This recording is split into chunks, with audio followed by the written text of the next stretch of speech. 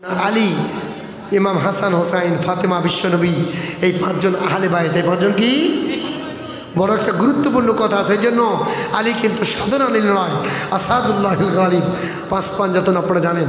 এই জন্য আলীকে নিয়ে, ফাতেমাকে নিয়ে, হাসান হোসেনকে নিয়ে নবী যখন আল্লাহ আরশের দিকে হাত উঠাইয়া চাদর দিয়ে বেষ্টন করে দোয়া করতেছিলেন আপনারা জানেন। ওই সময় আয়েশা সিদ্দিকা রাদিয়াল্লাহু আনহা বলেছিল, হুজুর এই চাদরের মধ্যে কি আমাকে একটু নেওয়া যায় না, দোয়ায় শামিল করা যায় না? নবী বলেছেন, আয়েশা অন্যদিক থেকে তোমার মর্যাদা অনেক বেশি, কিন্তু এই আহলে বাইতের মধ্যে আসো না, এটা স্পেশালিস্ট একটা আহলে বাইত, এটা নিয়ে আল্লাহর সাথে আমার কিছু কথোপকথন আছে। আল্লাহু আকবার বলে।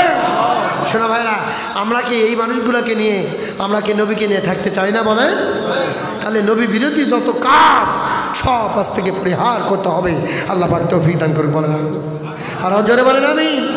আমাদের মেয়েদেরকে, আমাদের স্ত্রীদেরকে, আমাদের বোনদেরকে, যাদের ম্যাচিউর বয়স হয়ে গেছে আপনারা বুঝে নেবেন, এই বোন যারা নাবালক থেকে সাবালকে হয়েছে তাদেরকে বোরকা বেঁধে দেবেন, মোটা মোটা কাপড় পরাবেন, তাদের আপত্তিকর জায়গাগুলো যেন কোনো যুবকের চোখে না পড়ে।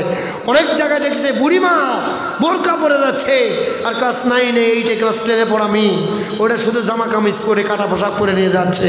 আছে না নাই? আচ্ছা, টোপা কি ছোটো গাছে দেয় না বড় গাছে? টোপা বোঝেন না? এই জাল দিয়ে, নেট দিয়ে যে একটা গাছকে হেফাজত করবেন, অথবা বাঁশের চাটাই দিয়ে, বাঁশের কিলাল কেড়ে ছুটে, অথবা লোহা মেরে, অথবা টোপা দিয়ে গাছটাকে যেন ছাগল আক্রমণ না করে, গরু মহিষ ছাগলে যেন না ভাঙে অথবা না খায়, ছেলে মেয়ে যেন ডিস্টার্ব না করে, গাছের মাথা না ভাঙে, এই জন্য টোপা দিতে হয়, ঠিক কিনা? বড় গাছে কি টোপা দেওয়া যাবে? আমাদের সমাজে যেটা বুড়ি মহিলা যায়, দাদি, নানি, ফুপি, খালা, এরা বোরকা ঠিকই পরে। আর যেটা আসল যুবক অথবা যুবতী, যেটা দরকার ছিল ওইটার বোরকাটা এক ওড়না আছে, তাও গলাত এইভাবে ফিসি লেগে আছে, জায়গা মতো নাই। আপনারা বুঝে নেবেন, এত নিচের কথাগুলো তো বলা যায় না, আপনারা হিসাব করে নেবেন।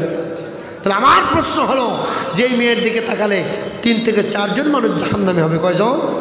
তার অভিভাবক হতে পারে বাবা, হতে পারে বড় ভাই, হতে পারে মা, হতে পারে গার্জিয়ান। একটা মেয়ে 4 জনকে জাহান্নামে যদি নিয়ে যায়, ভাই সেই জাহান্নামের আযাব থেকে বাঁচার জন্য আমাদের একটু হলেও চেষ্টা করার দরকার আছে না নাই? আরও জোরে বলেন, আছে না নাই?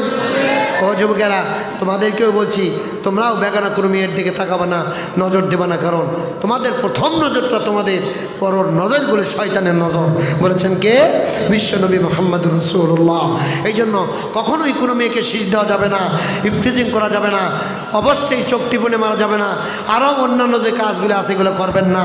আল্লাহ পাক যুবক ভাইদের হেফাজত করে, বলেন আমিন।